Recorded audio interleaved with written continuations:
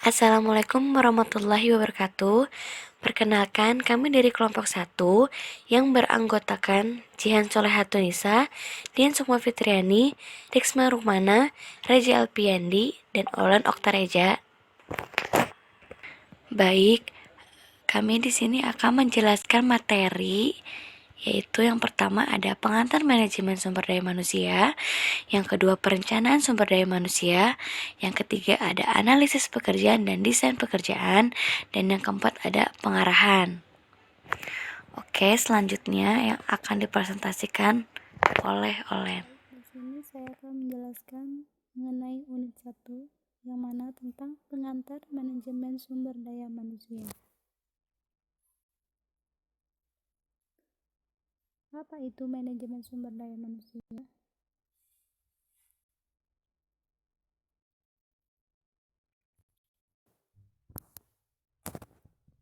Manajemen sumber daya manusia adalah studi tentang kegiatan mengenai orang yang bekerja di suatu organisasi. Ini adalah fungsi manajerial yang mencoba mencocokkan kebutuhan organisasi dengan keterampilan dan kemampuan karyawan. Manajemen sumber daya manusia yaitu manajemen yang berkaitan dengan perekrutan, memotivasi, dan mempertahankan orang dalam suatu organisasi. Ini berfokus pada orang-orang dalam organisasi. Manajemen sumber daya manusia sedang merancang sistem manajemen untuk memastikan bahwa manusia digunakan secara efektif dan efisien untuk mencapai tujuan organisasi yang ingin dicapai dari organisasi tersebut. Adapun menurut Edward B. Vilfo, manajemen sumber daya manusia adalah fungsi personil yang berkaitan dengan pengadaan, pengembangan, kompensasi, integradisan, pemeliharaan personal, organisasi untuk tujuan berkontribusi terhadap pencapaian tujuan organisasi. Oleh karena itu, manajemen personalia adalah perencana, pengorganisasian, pengarahan dan pengendalian kinerja fungsi-fungsi operatif tersebut.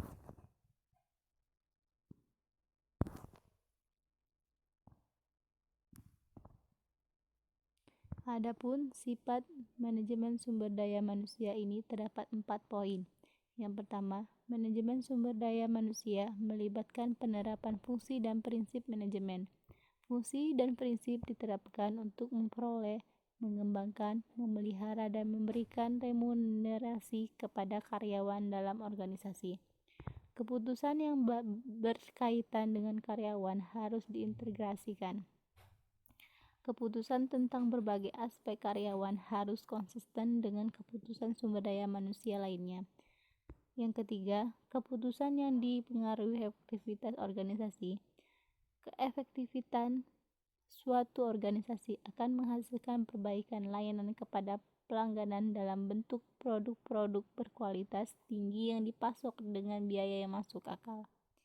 Yang terakhir, fungsi manajemen sumber daya manusia tidak terbatas pada perusahaan bisnis saja, akan tetapi bisa berlaku untuk organisasi non-bisnis seperti pendidikan, keperawatan kesehatan, rekreasi, dan sejenisnya. Manajemen sumber daya manusia mengacu pada serangkaian program, fungsi, dan kegiatan yang dirancang dan dilakukan untuk memaksimalkan lebih baik lagi. Adapun sifat manajemen sumber daya manusia lagi. Adapun sifat manajemen sumber daya manusia yang mana terdapat 4 komponen. Yang pertama, manajemen sumber daya manusia melibatkan penerapan fungsi dan prinsip manajemen. Fungsi dan prinsip diterapkan untuk memperoleh, mengembangkan, memelihara, dan memberikan remunerasi kepada karyawan dalam bentuk organisasi. Yang kedua, keputusan yang berkaitan dengan karyawan harus diintegrasikan. Keputusan tentang berbagai aspek karyawan harus konsisten dengan keputusan sumber daya manusia lainnya. Yang ketiga, keputusan yang dipengaruhi oleh efektivitas organisasi. Keefektifan suatu organisasi akan menghasilkan perbaikan layanan kepada pelanggan dalam bentuk produk-produk berkualitas tinggi yang dipasok dengan biaya yang masuk akal. Yang keempat, fungsi manajemen sumber daya manusia tidak terbatas pada perusahaan bisnis saja, akan tetapi bisa untuk organisasi non-bisnis, seperti pendidikan, perawatan kesehatan, rekreasi, dan sejenisnya. Manajemen sumber daya manusia mengacu pada serangkaian program fungsi dan kegiatan yang dirancang dan dilakukan untuk memaksimalkannya dengan lebih baik.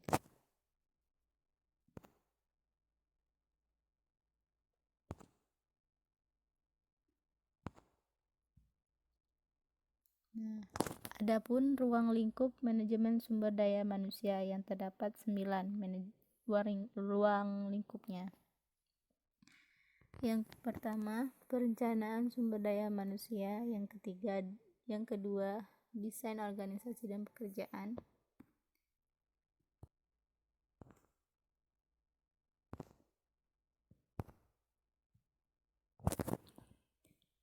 Adapun ruang lingkup manajemen sumber daya manusia, yang mana terdiri dari 9 manajemen sumber daya manusia. Yang pertama, perencanaan sumber daya manusia.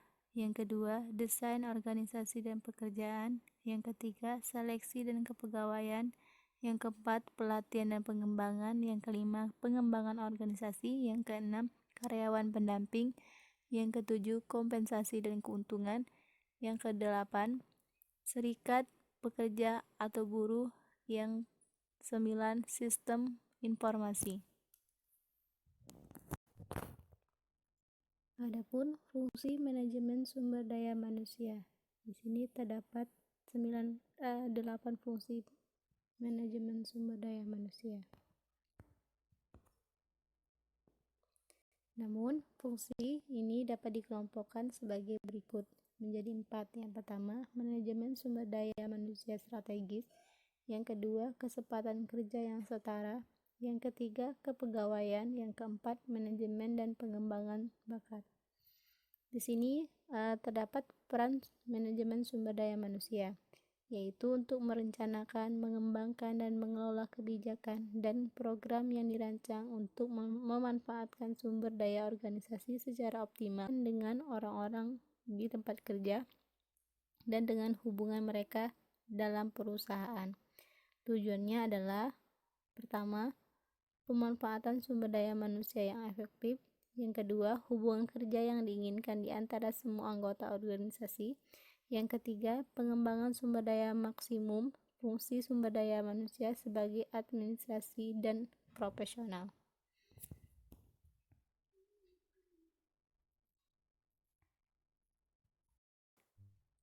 Adapun klasifikasi peran sumber daya manusia saat ini menurut Mattes dan Jackson tahun 2010. Beberapa peran dapat dipenuhi oleh manajemen sumber daya manusia.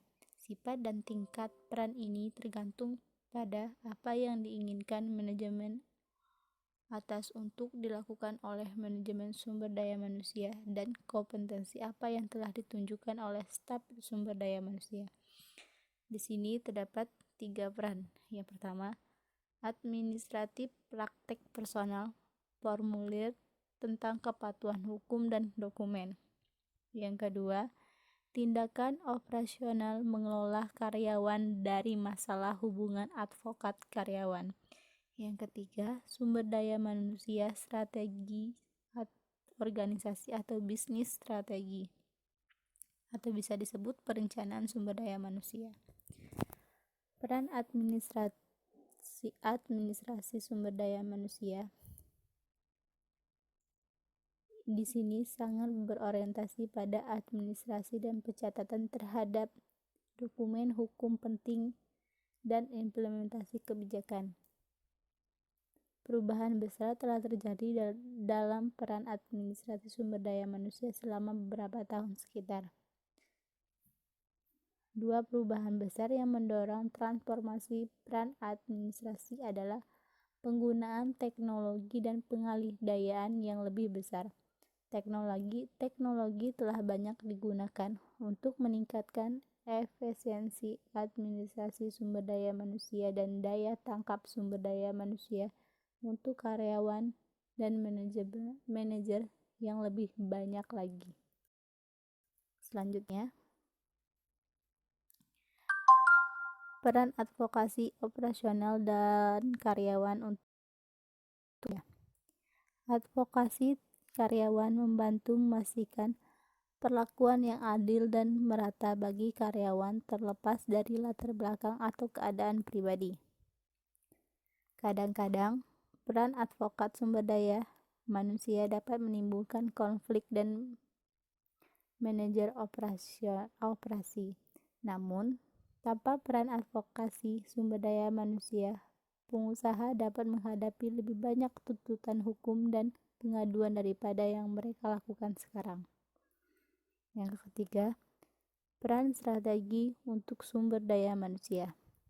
Sumber daya manusia strategi peran yaitu bahwa profesional sumber daya manusia proaktif dalam menangani sifat dan tingkat peran ini tergantung pada apa yang diinginkan manajemen atas untuk dilakukan oleh manajemen sumber daya manusia dan kompetensi apa yang telah ditunjukkan oleh staf sumber daya manusia. Di sini terdapat 3 peran. Yang pertama, administratif praktek personal, formulir tentang kepatuhan hukum dan dokumen. Yang kedua, tindakan operasional mengelola karyawan dari masalah hubungan advokat karyawan. Yang ketiga, sumber daya manusia strategi organisasi atau bisnis strategi, atau bisa disebut perencanaan sumber daya manusia. Peran administrasi sumber daya manusia di sini sangat berorientasi pada administrasi dan pencatatan terhadap dokumen hukum penting dan implementasi kebijakan. Perubahan besar telah terjadi dalam peran administrasi sumber daya manusia selama beberapa tahun sekitar. 2 perubahan besar yang mendorong transformasi peran administrasi adalah penggunaan teknologi dan pengalih-dayaan yang lebih besar. Teknologi telah banyak digunakan untuk meningkatkan efisiensi administrasi sumber daya manusia dan daya tangkap sumber daya manusia untuk karyawan dan manajer yang lebih banyak lagi. Selanjutnya, peran advokasi operasional dan karyawan untuk advokasi karyawan membantu memastikan perlakuan yang adil dan merata bagi karyawan terlepas dari latar belakang atau keadaan pribadi. Kadang-kadang, peran advokat sumber daya manusia dapat menimbulkan konflik dan manajer operasi. Namun, tanpa peran advokasi sumber daya manusia, pengusaha dapat menghadapi lebih banyak tuntutan hukum dan pengaduan daripada yang mereka lakukan sekarang. Yang ketiga, peran strategi untuk sumber daya manusia. Sumber daya manusia strategi peran yaitu bahwa profesional sumber daya manusia proaktif dalam menangani realitas bisnis dan berfokus pada kebutuhan bisnis masa depan, seperti perencanaan strategi kompensasi, kinerja sumber daya manusia dan mengukur hasilnya. Namun, di beberapa organisasi sumber daya manusia sering tidak memainkan peran kunci dalam merumuskan strategi untuk mengorganisasi secara keseluruhan. Alih-alih hanya membawa mereka melalui aktivitas sumber daya manusia. Banyak eksekutif, manajer, dan profesional sumber daya manusia semakin melihat perlunya manajemen sumber daya manusia untuk menjadi kontributor strategi yang lebih baik dan lebih sukses. Warahmatullahi wabarakatuh. Baik teman-teman, di sini saya akan menjelaskan terkait perencanaan sumber daya manusia. Apa aja sih perencanaan sumber daya manusia? Sebelum kita menelusuri lebih lanjut, kita perlu mengetahui tujuan apa sih setelah kita mempelajari perencanaan sumber daya manusia. Yang pertama, kita dapat memahami sifat dan kebutuhan sumber daya manusia. Dan yang kedua, kita mampu mendapatkan informasi tentang berbagai faktor yang mempengaruhi sumber daya manusia. Dan yang ketiga, kita menyadari pentingnya perencanaan sumber daya manusia dalam skenario organisasi saat ini. Dan yang keempat, kita dapat memahami proses apa saja sih dalam perencanaan sumber daya manusia dan persyaratan untuk sumber daya manusia yang lebih sukses lagi. Nah teman-teman, perencanaan sumber daya manusia penting untuk membantu organisasi dan karyawan untuk mempersiapkan diri masa depan. Nah, perencanaan sumber daya manusia ini sangat singkat memeriksa kebutuhan sumber daya manusia atau individu organisasi di masa depan. Misalnya nih teman-teman, apa jenis keterampilan akan dibutuhkan untuk pekerjaan di masa depan dibandingkan dengan kemampuan sumber daya manusia di masa depan, seperti jenis karyawan terampil yang sudah Anda miliki. Nah, untuk mengembangkan kebijakan dan praktik sumber daya manusia untuk mengatasi masalah potensi, misalnya menerapkan program pelatihan untuk menghindari kekurangan keterampilan. Nah teman-teman, selanjutnya definisi perencanaan sumber daya manusia. Di sini ada beberapa menurut para ahli. Yang pertama, menurut Vetter, sumber daya manusia atau perencanaan sumber daya manusia adalah proses di mana manajemen menentukan bagaimana seharusnya organisasi pindah dari posisi tenaga manusia saat ini ke posisi tenaga kerja yang diinginkan. Melalui perencanaan, manajemen berusaha untuk memiliki waktu yang tepat, melakukan hal-hal yang menghasilkan, baik bagi organisasi maupun individu. Nah, selanjutnya menurut Beach nih, HRP atau perencanaan sumber daya manusia adalah menentukan dan mengasumsikan bahwa organisasi akan memiliki cukup jumlah orang yang memenuhi syarat tersedia pada waktu yang tepat dan melakukan pekerjaan yang memenuhi kebutuhan perusahaan dan yang memberikan kepuasan bagi individu yang terlibat. Nah, itu beberapa definisi perencanaan sumber daya manusia menurut para ahli. Di sini ada penjelasan lebih sederhananya yang sudah disimpulkan dari beberapa para ahli bahwa HRP atau perencanaan sumber daya manusia dapat dipahami sebagai proses peramalan tuntutan masa depan organisasi untuk dan persediaan jenis orang yang tepat dalam jumlah yang tepat. Selanjutnya teman-teman, ada 4 fase proses perencanaan sumber daya manusia atau HRP. Yang fase pertama melibatkan pengumpulan dan analisis data melalui inventaris tenaga kerja dan ramalan. Dan yang kedua terdiri dari menetapkan tujuan dan kebijakan ketenaga kerjaan dan meraih puncak persetujuan manajemen untuk ini. Dan yang ketiga, fase ketiga itu melibatkan perancangan dan implementasi rencana dan promosi untuk memungkinkan organisasi untuk mencapai tujuan tenaga kerjanya.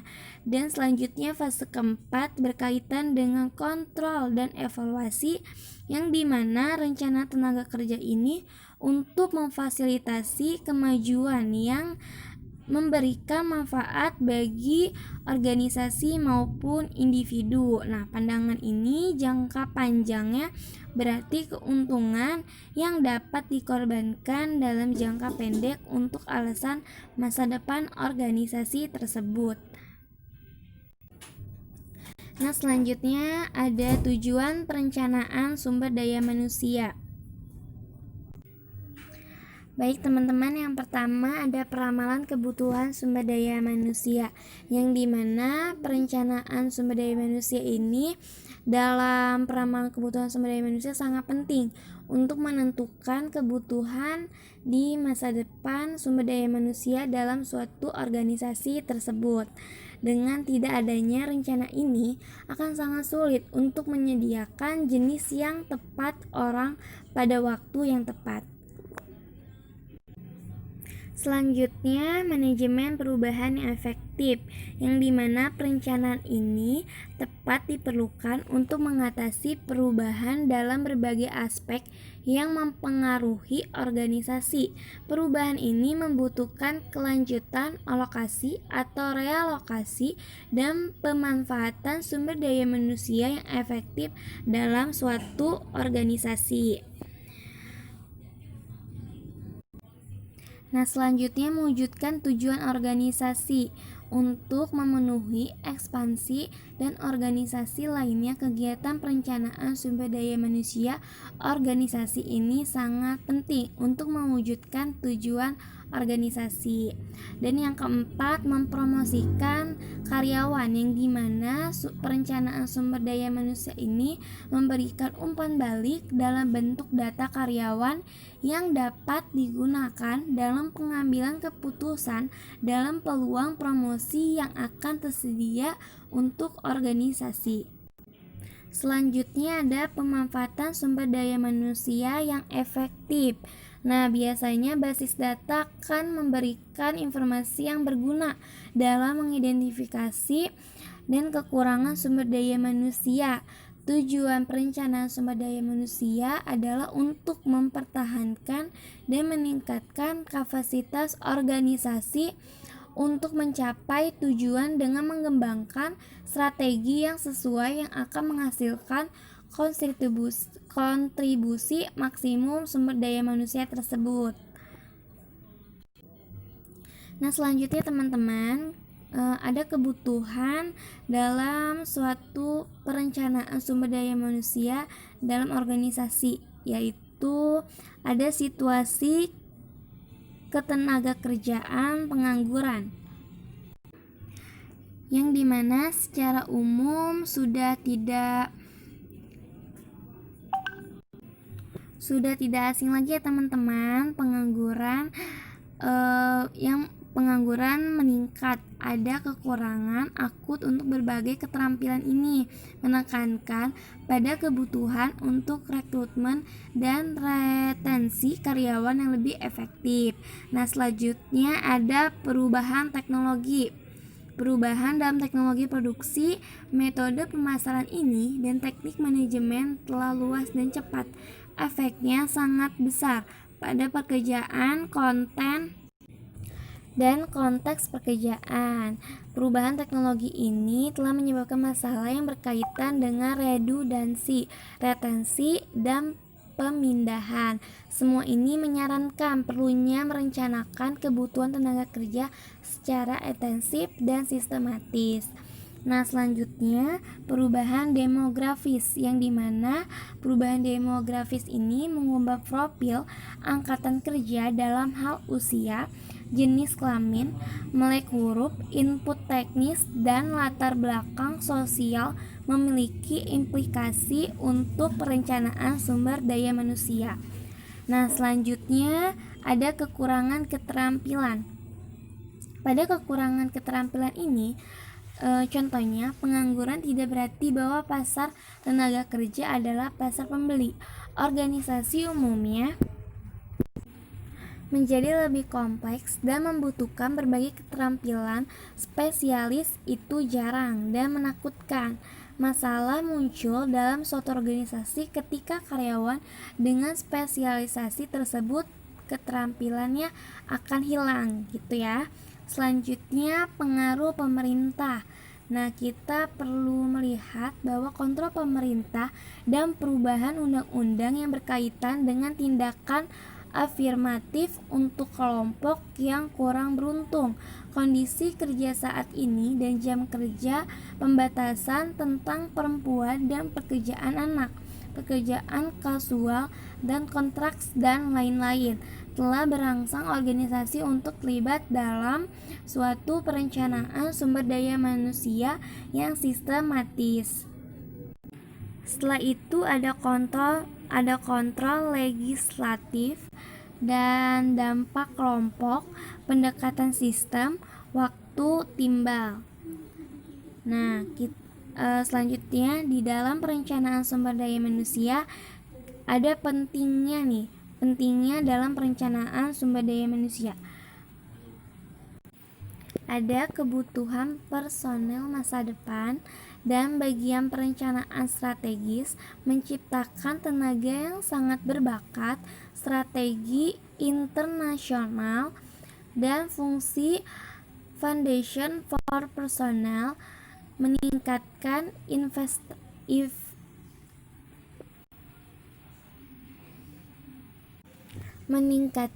investasi dalam sumber daya manusia, perlawanan terhadap perubahan, menyatukan titik pandang manajer, lini, dan staf, perencanaan suksesi, dan terakhir manfaat lainnya, yaitu ada HRP membantu dalam menilai efektivitas kebijakan dan program ketenaga kerjaan manajemen. Selanjutnya ini mengembangkan kesadaran tentang pemanfaatan sumber daya manusia yang efektif. Nah, selanjutnya di sini ada faktor yang mempengaruhi perencanaan sumber daya manusia, yaitu ada tipe dan strategi organisasi, siklus pertumbuhan organisasi dan perencanaan, dan yang ketiga ada ketidakpastian lingkungan, time horizon, dan jenis dan kualitas informasi perkiraan, sifat pekerjaan yang diisi, dan tidak aktif membuat pekerjaan. Selanjutnya ada persyaratan untuk perencanaan sumber daya manusia yang sukses, yaitu HRP harus diakui sebagai bagian integral dari perencanaan perusahaan. Dukungan manajemen puncak sangat penting, harus ada sentralisasi sehubungan dengan tanggung jawab HRP untuk dimiliki koordinasi antara berbagai tingkat manajemen. Selanjutnya ada catatan organisasi harus lengkap, terkini, dan tersedia. Selanjutnya teknik yang digunakan untuk perencanaan sumber daya manusia harus yang paling cocok dengan data yang tersedia dan diperlukan tingkat akurasi. Selanjutnya pengumpulan data, analisis, teknik perencanaan, dan rencana itu sendiri harus terus-menerus direvisi dan ditingkatkan berdasarkan pengalaman. Nah, seharusnya organisasi pindah dari posisi tenaga manusia saat ini ke posisi tenaga kerja yang diinginkan. Melalui perencanaan, manajemen berusaha untuk memiliki waktu yang tepat, melakukan hal-hal yang menghasilkan, baik bagi organisasi maupun individu. Nah, selanjutnya menurut Beach nih, HRP atau perencanaan sumber daya manusia adalah menentukan dan mengasumsikan bahwa organisasi akan memiliki cukup jumlah orang yang memenuhi syarat tersedia pada waktu yang tepat dan melakukan pekerjaan yang memenuhi kebutuhan perusahaan dan yang memberikan kepuasan bagi individu yang terlibat. Nah, itu beberapa definisi perencanaan sumber daya manusia menurut para ahli. Di sini ada penjelasan lebih sederhananya yang sudah disimpulkan dari beberapa para ahli bahwa HRP atau perencanaan sumber daya manusia dapat dipahami sebagai proses peramalan tuntutan masa depan organisasi untuk dan persediaan jenis orang yang tepat dalam jumlah yang tepat. Selanjutnya teman-teman, ada 4 fase proses perencanaan sumber daya manusia atau HRP. Yang pertama, fase Yang fase pertama melibatkan pengumpulan dan analisis data melalui inventaris tenaga kerja dan ramalan. Dan yang kedua terdiri dari menetapkan tujuan dan kebijakan ketenaga kerjaan dan meraih puncak persetujuan manajemen untuk ini. Dan yang ketiga, fase ketiga itu melibatkan perancangan dan implementasi rencana dan promosi untuk memungkinkan organisasi untuk mencapai tujuan tenaga kerjanya. Dan selanjutnya fase keempat berkaitan dengan kontrol dan evaluasi, yang dimana rencana tenaga kerja ini untuk memfasilitasi kemajuan yang memberikan manfaat bagi organisasi maupun individu. Nah, pandangan ini jangka panjangnya berarti keuntungan yang dapat dikorbankan dalam jangka pendek untuk alasan masa depan organisasi tersebut. Nah, selanjutnya ada tujuan perencanaan sumber daya manusia. Jadi, untuk mencapai tujuan dengan mengembangkan strategi yang sesuai yang akan menghasilkan kontribusi maksimum sumber daya manusia tersebut. Nah, selanjutnya teman-teman, ada kebutuhan dalam suatu perencanaan sumber daya manusia dalam organisasi, yaitu ada situasi ketenaga kerjaan pengangguran, yang dimana secara umum sudah tidak asing lagi ya teman-teman, pengangguran meningkat. Ada kekurangan akut untuk berbagai keterampilan ini, menekankan pada kebutuhan untuk rekrutmen dan retensi karyawan yang lebih efektif. Nah, selanjutnya ada perubahan teknologi. Perubahan dalam teknologi produksi, metode pemasaran ini, dan teknik manajemen telah luas dan cepat. Efeknya sangat besar pada pekerjaan, konten, dan konteks pekerjaan. Perubahan teknologi ini telah menyebabkan masalah yang berkaitan dengan redundansi, retensi, dan pemindahan. Semua ini menyarankan perlunya merencanakan kebutuhan tenaga kerja secara intensif dan sistematis. Nah, selanjutnya perubahan demografis, yang dimana perubahan demografis ini mengubah profil angkatan kerja dalam hal usia, jenis kelamin, melek huruf, input teknis, dan latar belakang sosial, memiliki implikasi untuk perencanaan sumber daya manusia.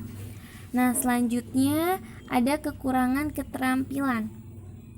Pada kekurangan keterampilan ini, contohnya pengangguran tidak berarti bahwa pasar tenaga kerja adalah pasar pembeli. Organisasi umumnya menjadi lebih kompleks dan membutuhkan berbagai keterampilan spesialis. Itu jarang dan menakutkan. Masalah muncul dalam suatu organisasi ketika karyawan dengan spesialisasi tersebut keterampilannya akan hilang, gitu ya. Selanjutnya pengaruh pemerintah. Nah, kita perlu melihat bahwa kontrol pemerintah dan perubahan undang-undang yang berkaitan dengan tindakan afirmatif untuk kelompok yang kurang beruntung, kondisi kerja saat ini, dan jam kerja, pembatasan fasilitasi kemajuan yang memberikan manfaat bagi organisasi maupun individu. Nah, pandangan ini jangka panjangnya berarti keuntungan yang dapat dikorbankan dalam jangka pendek untuk alasan masa depan organisasi tersebut. Nah, selanjutnya ada tujuan perencanaan sumber daya manusia. Baik teman-teman, yang pertama ada peramalan kebutuhan sumber daya manusia, yang dimana perencanaan sumber daya manusia ini dalam peramalan kebutuhan sumber daya manusia sangat penting untuk menentukan kebutuhan di masa depan sumber daya manusia dalam suatu organisasi tersebut. Dengan tidak adanya rencana ini, akan sangat sulit untuk menyediakan jenis yang tepat orang pada waktu yang tepat. Selanjutnya, manajemen perubahan yang efektif, yang dimana perencanaan ini tepat diperlukan untuk mengatasi perubahan dalam berbagai aspek yang mempengaruhi organisasi.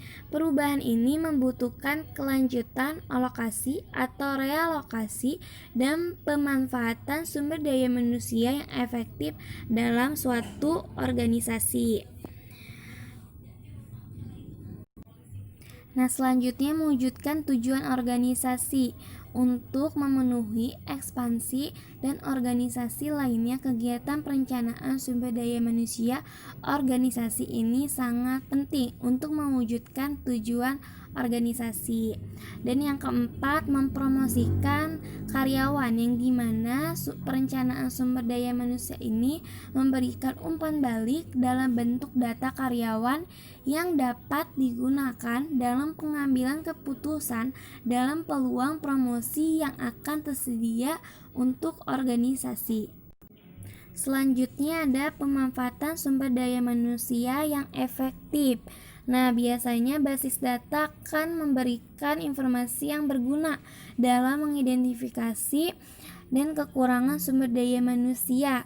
Tujuan perencanaan sumber daya manusia adalah untuk mempertahankan dan meningkatkan kapasitas organisasi untuk mencapai tujuan dengan mengembangkan strategi yang sesuai yang akan menghasilkan kontribusi maksimum sumber daya manusia tersebut. Nah, selanjutnya teman-teman, ada kebutuhan daya manusia. Ada kebutuhan personel masa depan dan bagian perencanaan strategis menciptakan tenaga yang sangat berbakat, strategi internasional, dan fungsi foundation for personnel, meningkatkan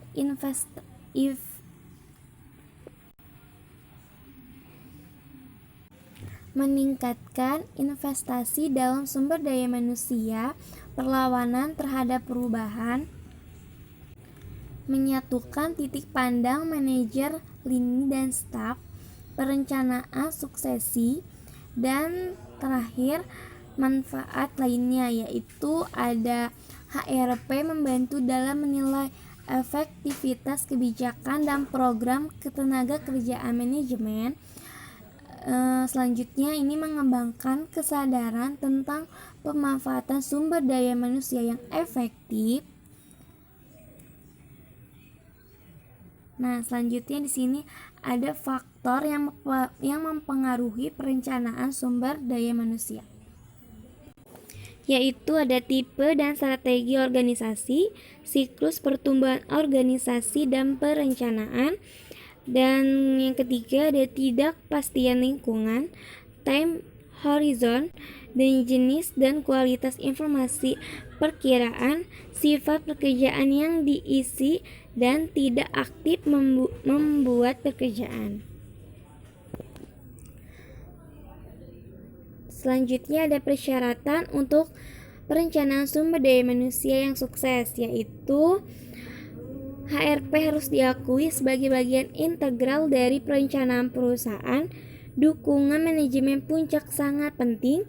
Harus ada sentralisasi sehubungan dengan tanggung jawab HRP untuk dimiliki koordinasi antara berbagai tingkat manajemen. Selanjutnya ada catatan organisasi harus lengkap, terkini, dan tersedia. Selanjutnya, teknik yang digunakan untuk perencanaan sumber daya manusia harus yang paling cocok dengan data yang tersedia dan diperlukan tingkat akurasi. Selanjutnya, pengumpulan data, analisis, teknik perencanaan, dan rencana itu sendiri harus terus-menerus direvisi dan ditingkatkan berdasarkan pengalaman. Selanjutnya, saya akan menjelaskan tentang unit 3, yaitu ada analisis pekerjaan dan desain pekerjaan.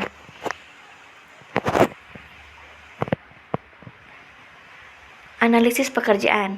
Menurut Herbert G. Herman, pekerjaan adalah suatu kumpulan dari tugas yang dapat dilakukan oleh karyawan untuk berkontribusi ke dalam produksi dari beberapa produk atau layanan yang disediakan oleh para organisasi. Penggunaan dari job analysis. Yang pertama itu ada organisasi desain, yaitu job analysis akan menjadi berguna dalam mengklasifikasikan pekerjaan dan yang berhubungan timbal balik antara para pekerja. Kedua, organisasi dan tenaga kerja perencanaan. Ini adalah bentuk organisasi perencanaan mendefinisikan tenaga kerja dalam beton istilah dan koordinat yang kegiatan dari para kerja paksa dan jelas membagi tugas dan tanggung jawab. 3. Rekrutmen dan seleksi. Job analysis menyediakan informasi tentang pekerjaan dan apa persyaratan yang diperlukan untuk melaksanakan kegiatan. Penempatan. Yang keempat, penempatan dan orientasi. Job analysis membantu dalam mencocokkan yang pekerjaan bersyaratan dengan yang kemampuan, minat dan bakat dari orang pekerjaan. Orientasi program akan membantu para karyawan dalam pembelajaran dan membantu memahami apa yang diperlukan untuk melakukan suatu pekerjaan yang lebih efektif. Langkah dalam analisis pekerjaan, yaitu tentukan dengan penggunaan dari para job analysis informasi, lalu koleksi dari latar belakang informasi. Selanjutnya pemilihan pekerjaan untuk analisis dan koleksi dari job analisis data. Selanjutnya pengolahan dengan informasi. Selanjutnya mempersiapkan job deskripsi dan job klasifikasi. Selanjutnya mengembangkan job spesifikasi. Metode untuk mengumpulkan data analisis pekerjaan, yaitu ada peserta mengumpulkan buku harian atau log, wawancara, kritis insiden, fungsional job, pekerjaan kinerja, teknis konferensi metode pengamatan, dan kuesioner. Deskripsi pekerjaan.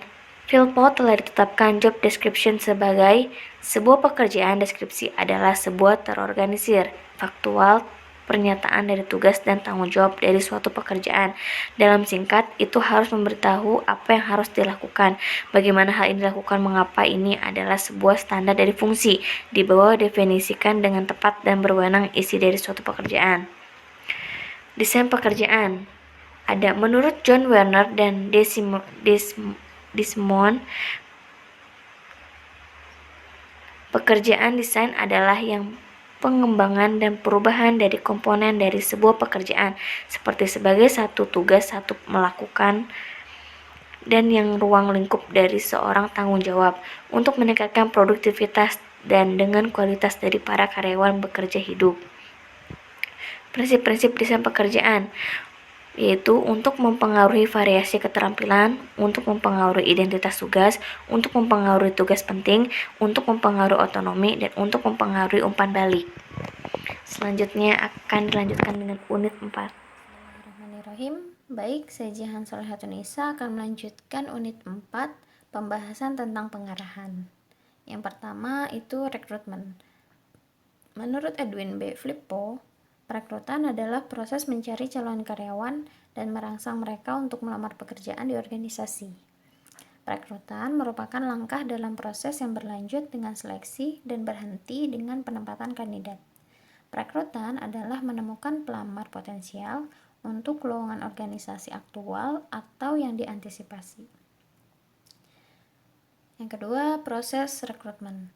Menurut Formularibus, proses rekrutmen personel melibatkan 5 elemen, yaitu pertama, kebijakan perekrutan, kedua, organisasi rekrutmen atau ramalan tenaga kerja, yang ketiga, pengembangan sumber rekrutmen, keempat, berbagai teknik yang digunakan untuk memanfaatkan sumber-sumber ini, yaitu rekrutmen, yang kelima, yaitu metode penilaian program rekrutmen.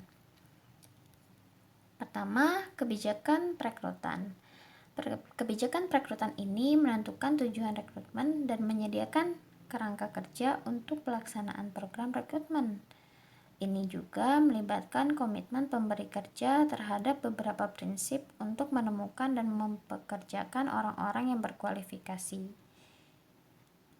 Orang-orang yang berkualifikasi terbaik untuk setiap pekerjaan. untuk mempertahankan yang paling menjanjikan dari mereka yang dipekerjakan, dan lain sebagainya. Dan itu harus didasarkan pada tujuan, kebutuhan, dan lingkungan organisasi. Berhubungan dengan organisasi perekrutan. Rekrutmen dapat dipusatkan seperti bank sektor publik, atau didesentralisasi.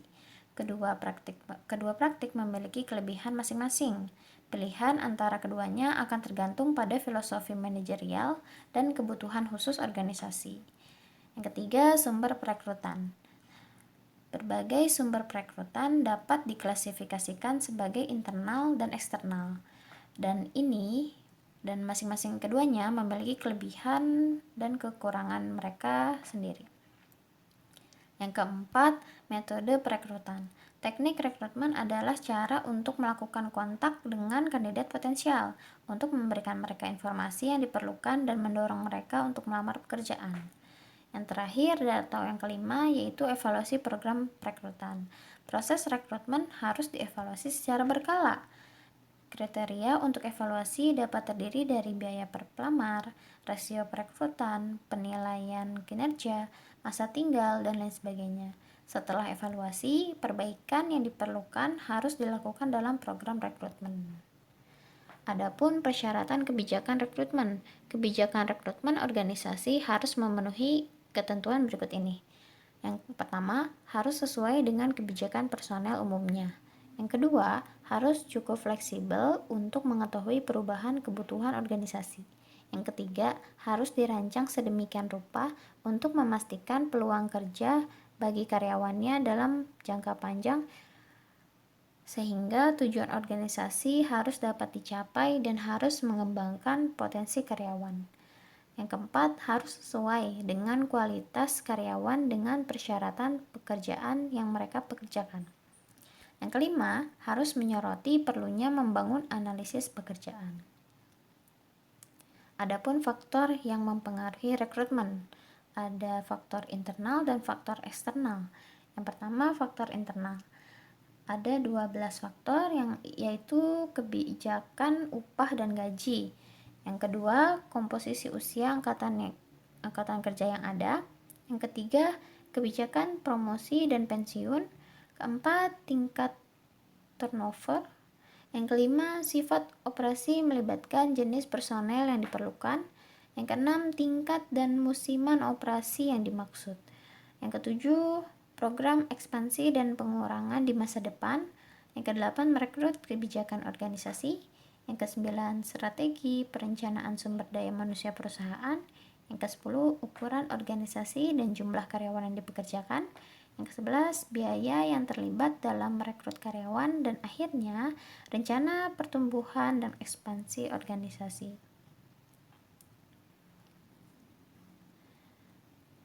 Faktor eksternal ada 5. Yang pertama, pasokan dan permintaan keterampilan khusus di pasar tenaga kerja.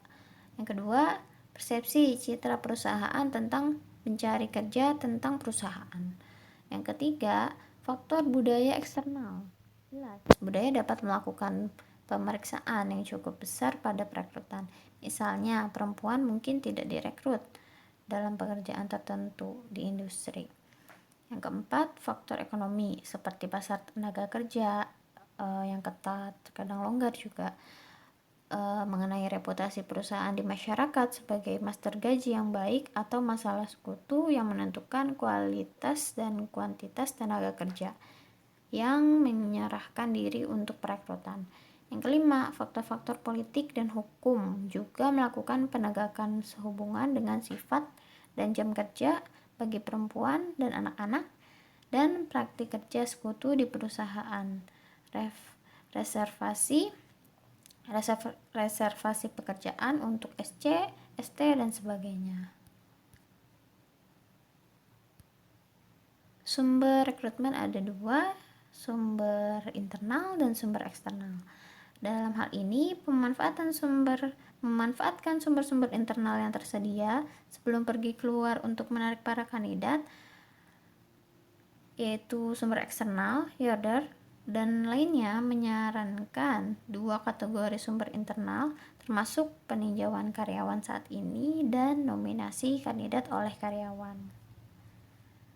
Adapun kelebihan sumber internal, yang pertama, menciptakan rasa aman di antara karyawan ketika mereka diyakinkan bahwa mereka akan lebih disukai dalam mengisi lowongan. Yang kedua, meningkatkan moral karyawan, karena mereka yakin akan kenyataan bahwa mereka akan lebih disukai daripada orang luar ketika lowongan terjadi. Yang ketiga, mempromosikan kesetiaan dan komitmen di antara karyawan karena rasa aman kerja dan peluang untuk maju. Keempat, majikan berada dalam posisi yang lebih baik untuk mengevaluasi mereka yang saat ini dipekerjakan daripada kandidat luar. Ini karena perusahaan menyimpan catatan kemajuan, pengalaman, dan layanan karyawannya. Yang kelima, waktu dan biaya pelatihan akan rendah karena karyawan tetap akrab dengan organisasi dan kebijakannya. Yang keenam, hubungan dengan serikat pekerjaan tetap baik, perputaran tenaga kerja berkurang. Dan yang ketujuh, karena orang-orang dalam pekerjaan perusahaan sepenuhnya menyadari dan mengetahui dengan baik kebijakan dan mengetahui prosedur operasinya. Mereka memerlukan sedikit pelatihan dan kemungkinannya adalah bahwa mereka akan tinggal lebih lama dalam pekerjaan organisasi daripada orang luar baru yang melakukannya. Yang kedelapan, mendorong pengembangan diri di antara karyawan. Ini mendorong orang baik yang ambisius. Kesembilan, mendorong stabilitas dari kesinambungan pekerjaan. Yang kesepuluh, dapat bertindak sebagai alat pelatihan untuk mengembangkan manajer tingkat menengah dan atas. Kemudian ada kerugian sumber internal. Sistem ini menderita cacat tertentu seperti yang pertama, ada kemungkinan sumber internal dapat mengering dan mungkin sulit untuk menemukan personel yang diperlukan dari dalam satu organisasi. Yang kedua, seringkali menyebabkan perkawinan sedarah dan menghambat masuknya darah baru dan pengorganisasian. Yang ketiga, karena promosi didasarkan pada senioritas. Bahayanya adalah tangan yang benar-benar cakap mungkin tidak dipilih. Suka dan tidak suka dari manajer juga dapat memainkan peran penting dalam pemilihan personel. Yang keempat, karena pelajar tidak tahu lebih banyak daripada dosen. Tidak ada inovasi yang layak dibuat. Oleh karena itu, pada pekerjaan yang memerlukan pemikiran orisinil seperti iklan, gaya, desain, dan pelatihan dasar, praktik ini tidak diikuti. Adapun keuntungan rekrutmen eksternal, ya. Sumber rekrutmen eksternal cocok untuk alasan berikut ini. Yang pertama, ini akan membantu membawa ide-ide baru, teknik yang lebih baik, dan metode yang ditingkatkan ke organisasi. Yang kedua, biaya karyawan akan diminimalkan karena kandidat yang dipilih dalam metode ini akan ditempatkan dalam skala upah minimum. Yang ketiga, karyawan yang ada juga akan memperluas kepribadian mereka. Yang keempat, masuknya orang-orang kualitatif dari luar akan menjadi kepentingan organisasi dalam jangka panjang. Yang kelima, kandidat yang cocok dengan keterampilan, bakat, pengetahuan tersedia dari sumber eksternal. Yang keenam, masuknya orang baru dengan ekspansi dan talenta yang bervariasi akan membantu dalam perpaduan sumber daya manusia. Adapun kerugian sumber eksternal, orientasi dan pelatihan diperlukan karena karyawan tetap tidak terbiasa dengan organisasi. Yang kedua, lebih mahal dan memakan waktu. Penyaringan terperinci diperlukan karena sangat sedikit diketahui tentang kandidat.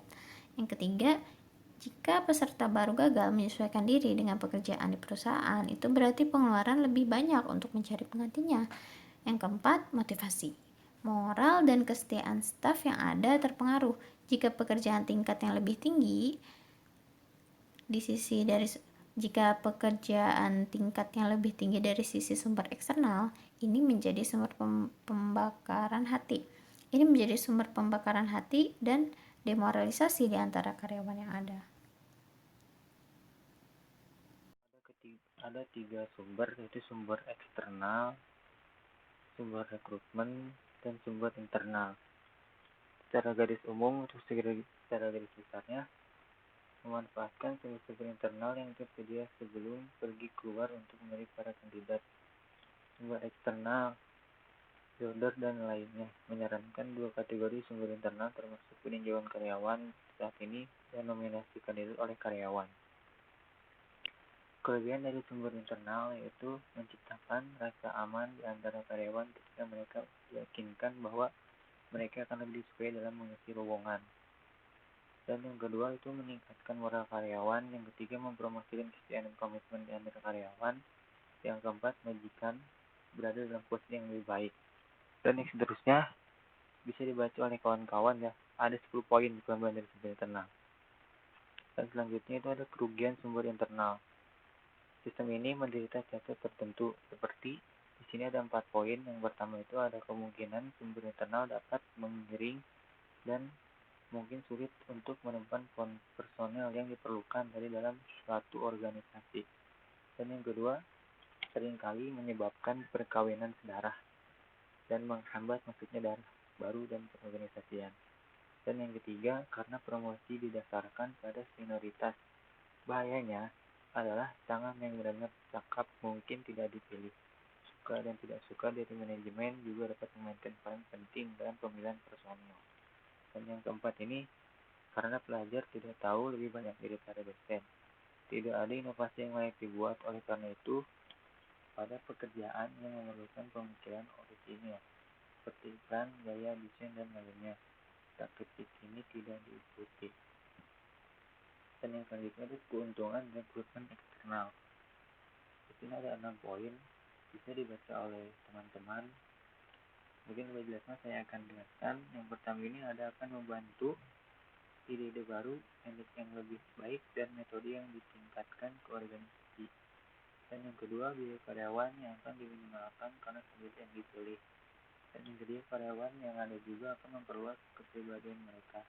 Dan yang keempat, masuknya orang-orang kualitatif dan dari luar akan menjadi kepentingan organisasi dalam jangka panjang. Dan poin yang kelima, kandidat yang cocok dengan keterampilan dapat pengetahuan tersedia dari sumber eksternal. Dan yang keenam, maksudnya orang baru dengan ekspansi dan talenta yang bervariasi akan membantu dalam perbaruan sumber daya manusia. Dan yang selanjutnya, kerugian sumber eksternal. Orientasi dan pelatihan diperlukan. Di kerugian sumber eksternalnya ada 4 poin. Yang pertama tadi, orientasi dan pelatihan diperlukan karena karyawan tetap tidak terbiasa dengan organisasi. Dan yang kedua, lebih mahal dan memakan waktu. Dan yang ketiga, jika peserta baru gagal menyesuaikan diri dengan pekerjaan di perusahaan, itu berarti pengeluaran lebih banyak untuk mencari penggantinya. Yang keempat itu ada motivasi, moral, dan kesehatan staf yang ada terpengaruh. Jika pekerjaan tingkat lebih tinggi diisi dari sumber eksternal, ini menjadi sumber pembakaran hati yang demoralisasi di antara karyawan yang ada. Dan yang selanjutnya ada metode rekrutmen. Metode adalah cara menjalin hubungan dengan calon karyawan. Ada 3 metode, itu ada metode langsung, metode tidak langsung, dan metode tidak. Metode langsung mungkin teman-teman semua udah tahu ya, bagaimana menjalin hubungan dengan calon karyawan itu dengan cara menyapanya duluan, menjalin kekerabatan atau secara awan. Ya mungkin teman-teman udah paham ya. Dan yang kedua itu metode tidak langsung, dengan menanyakan kepada teman dekatnya bagaimana sih dia ini. Dan yang ketiga itu metode pihak ketiga. Mungkin dengan metode langsung itu agak sama, tapi ini konsepnya agak berbeda, karena metode pihak ketiga ini bukan hanya pihak ketiganya, tapi bisa berbagai macam orangnya juga bisa ditanyain bagaimana dia bisa menjalin hubungan. Soalnya dia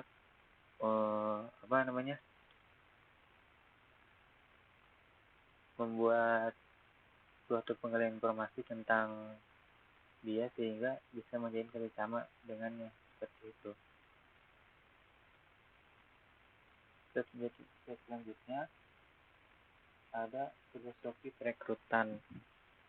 Di sini banyak sekali ya poin-poinnya teman-teman. Mungkin teman-teman bisa dibaca untuk bisa dipahami oleh diri sendiri. Tapi di sini saya sedikit akan memaparkan tentang filosofi perekrutan ini. Di poin pertama ini ada dua bagian ya, ada pratinjau pekerjaan tradisional, pratinjau pekerjaan realistis. Yang tradisional itu menetapkan harapan kerja yang tidak realistis dan tinggi. Sebaliknya, pekerjaan realistis itu menetapkan harapan kerja yang realistis, yang real gitu ya. Yang selanjutnya, pekerjaan dipandang oleh para kandidat sebagai hal yang sangat menarik. Dan pekerja realistis ditarik pekerjaan dievaluasi dalam terang harapan kerja yang realistis. Mungkin di sini bisa dipahami dengan membacanya secara cermat dan bisa disaring oleh teman-teman. Karena di sini poinnya banyak sekali. Ya, yang selanjutnya